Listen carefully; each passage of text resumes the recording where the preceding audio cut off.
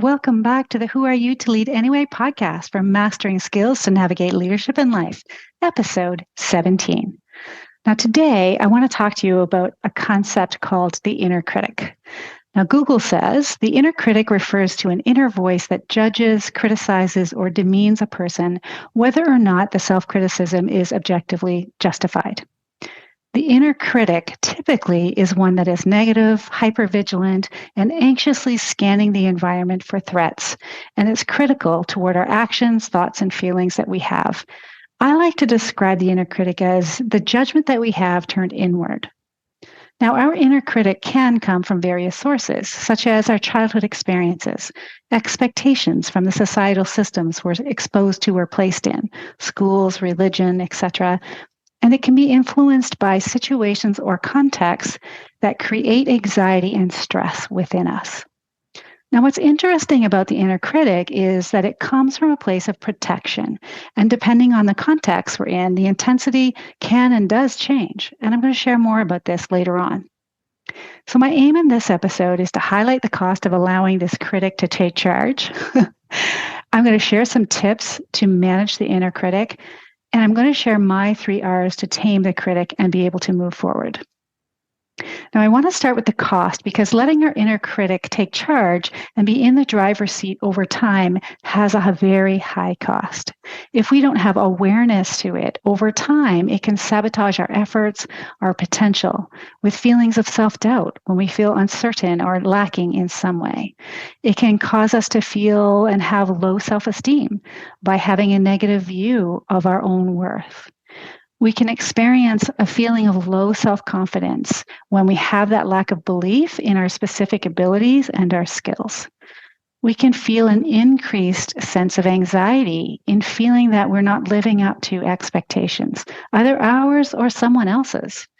And also we can feel a reduced sense of creativity because what happens is we don't want to put our work out into the world for fear of criticism. So I see this one quite a bit. I see all of these quite a bit, actually. And with all of these negative feelings created by the narrative that comes from the inner critic, it's not surprising that we can become stuck and hold ourselves back from taking action and accomplishing what we set out to accomplish, which over time or unchecked can cost us our full potential. So what can we do?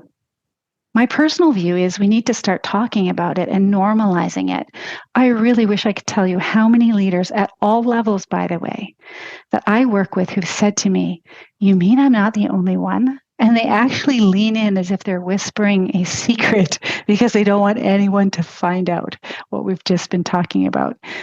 So this is partly why I was purposeful with laying the groundwork. In episode 15, I talked about awareness, choice, and self-trust, and how those 3 elements are key to the process of change. And I did that because without awareness, we may not realize something needs to be changed. And with greater awareness, in this case around the inner critic, we can begin the process of taking action to address it and create a positive change or outcome for ourselves. So I'm going to share some of the tips to manage an inner critic. So we can develop some awareness of our thoughts and notice when our inner critic is speaking.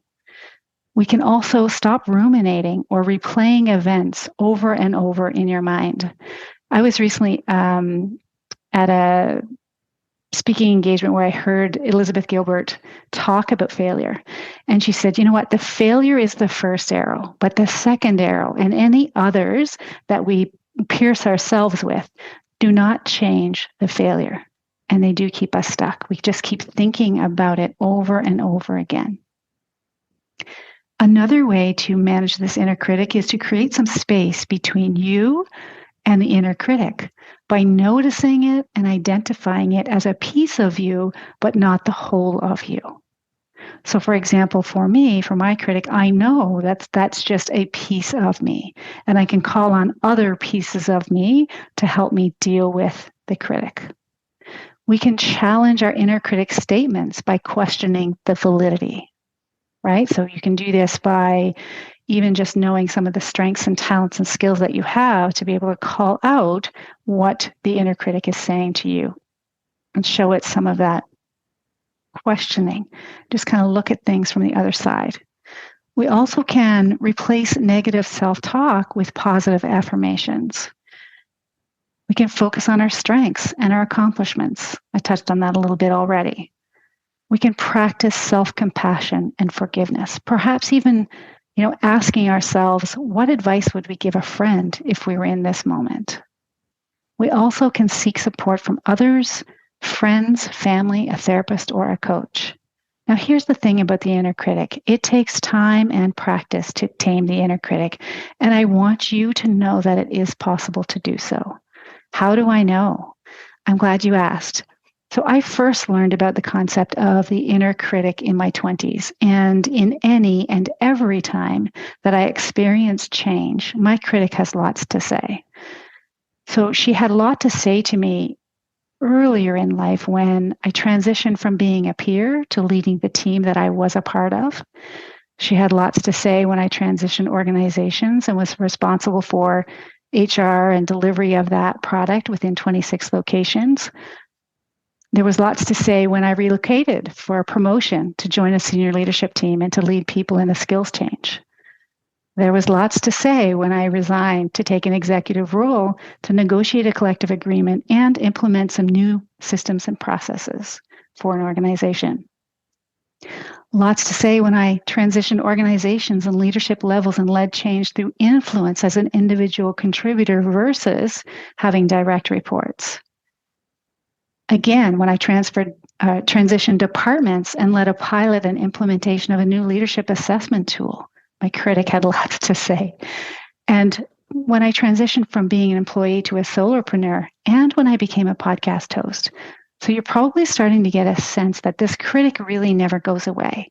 And I'm sharing each of these circumstances and transitions I've experienced with you so that you can know that if you're in an organization at this moment and you're being asked to do something new, hearing the voice of concern or criticality is pretty normal.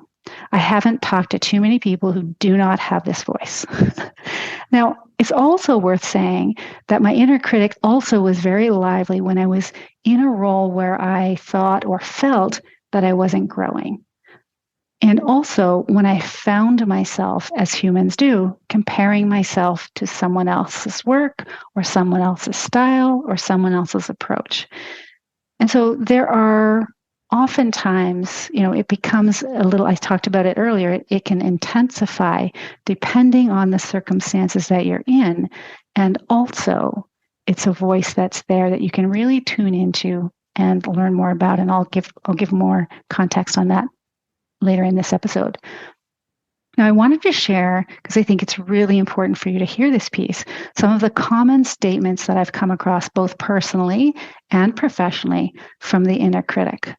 And so I'm just in no particular order. Who do you think you are? Comes up. You're not, insert the thing. I'm not smart enough, talented enough, educated enough, experienced enough, skilled enough. Essentially all rooted in not being worthy or having enough worth. Now, in my experience, depending on where those thoughts are rooted, it's not uncommon to hear a critical voice of judgment saying, you're never going to be enough either.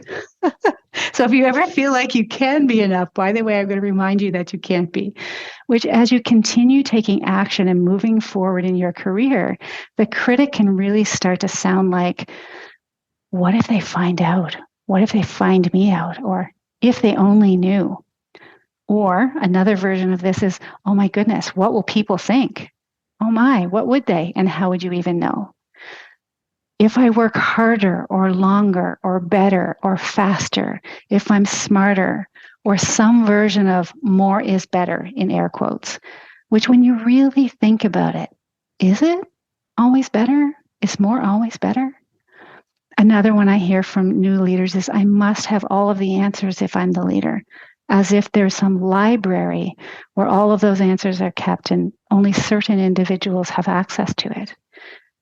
Another one is, it's just the way it is, which doesn't invite any possibility for change, for innovation, etc. And so when I hear this one, and for my clients, I say, well, if that's the case, then what? So let me say, I do not, even as a coach, have all of the answers. Again, there is no book or library of all of the right answers. What I do have is a lot of knowledge and experience in this area. And while I'm no longer surprised to hear the judgments of my inner critic and the commentary that she gives to me, I suspect that earlier versions of me thought and felt a lot more fear and may not have allowed me to do some of the things the later versions of me did. There's an element of just learning and knowing yourself and how you respond. Or another way of looking at it is by saying, with expanded awareness of her judgments and her criticisms over time, I have learned to plan for her arrival. And I know that I need to do something because it's part of my process. As I grow and as I learn what I'm capable of, she will show up. It is absolutely guaranteed. So I could ease her concerns and quiet her down. I could answer her questions. For example, what will other people think? I could actually answer that. Well, I'm not exactly sure how I would know what other people would think unless they shared it with me.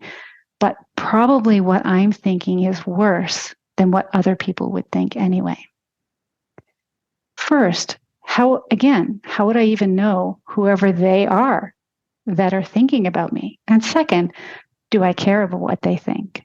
There could be some people that I really do care about what they think. And also, where does what I think come into play here? You see that slight difference?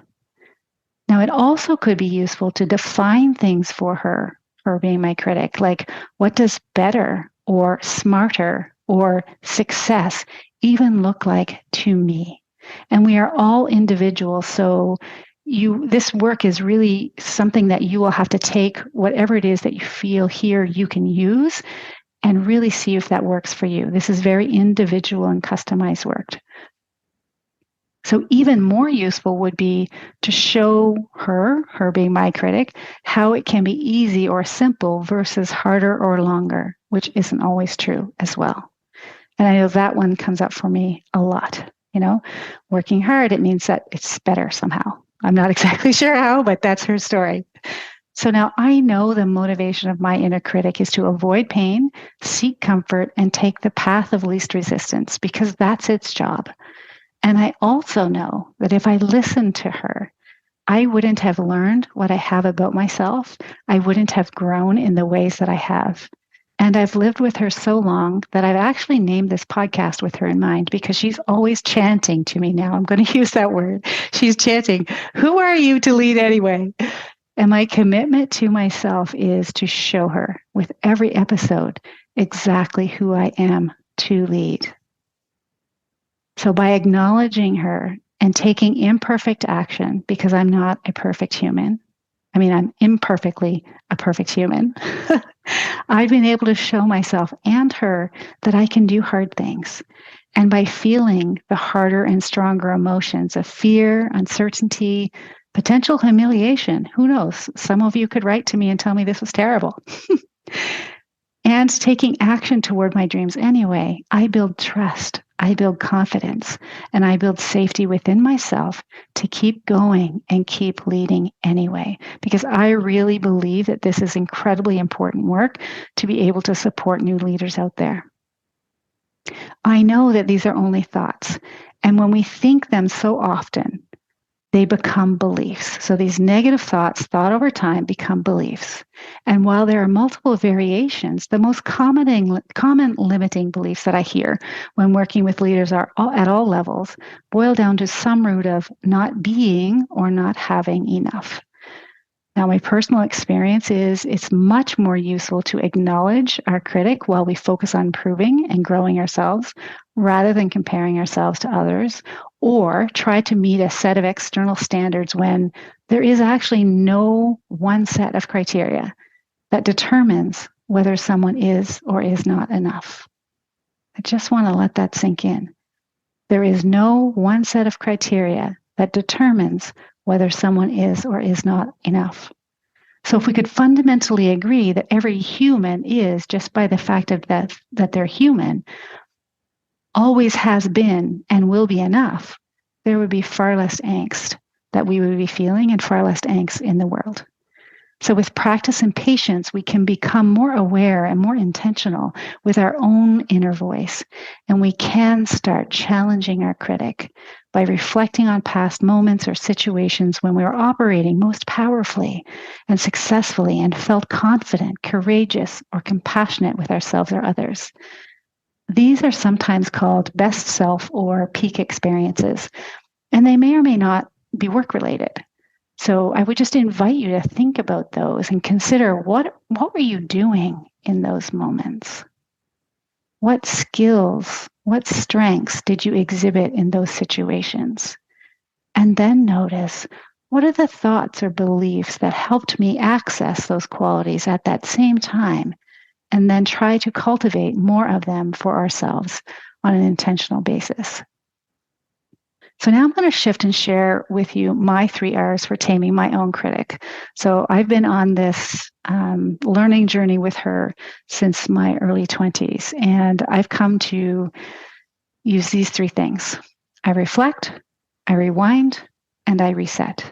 I'm going to spend a little bit of time on each of these and offer you some questions here for yourself. So the first one is to reflect. By acknowledging my inner critic for protecting me in my formative years, that is very powerful.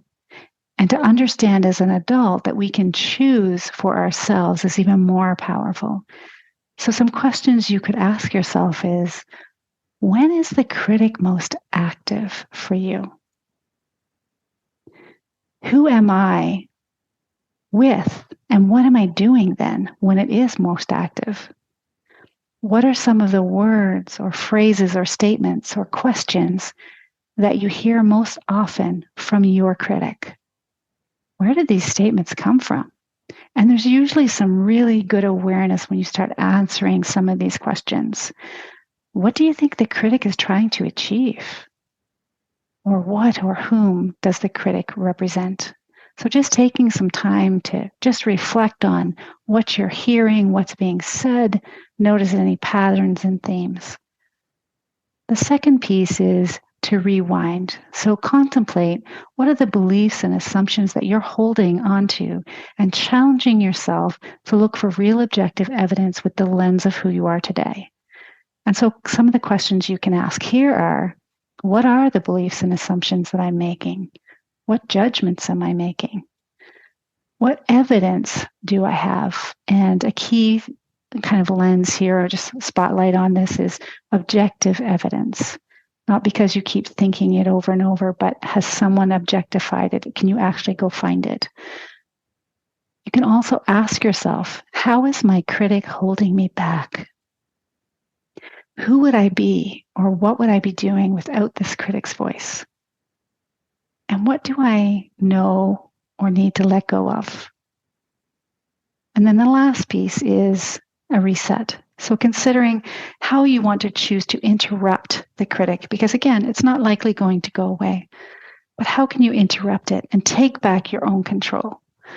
Well, the critic can come along from the ride as a passenger. I love using a driving analogy here. It's always better for you to have your hands behind the wheel. So some questions that you can ask yourself are, what do I want to tell or say to my critic? So an example I'll give to you that I use is, I know she's going to be all up in my kitchen when I want to do something new. And so I just thank her. Thanks so much for just bringing your concerns toward me and letting me know what they are. But I got this, and I'm going to keep going anyway. How will I choose to interrupt its narrative?